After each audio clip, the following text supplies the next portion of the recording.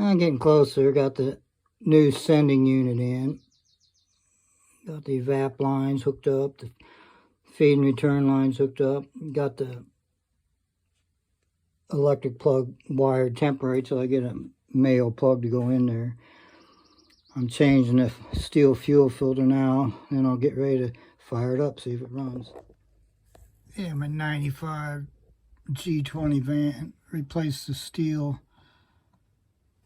fuel filter up underneath the chassis. When I opened it, I didn't know there was aluminum crush washers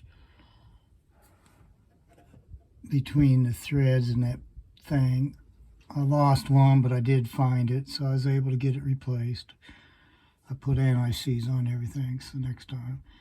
Did all the work, new fuel pump, sender, the gas gauge works, new fuel filter. So far, no start.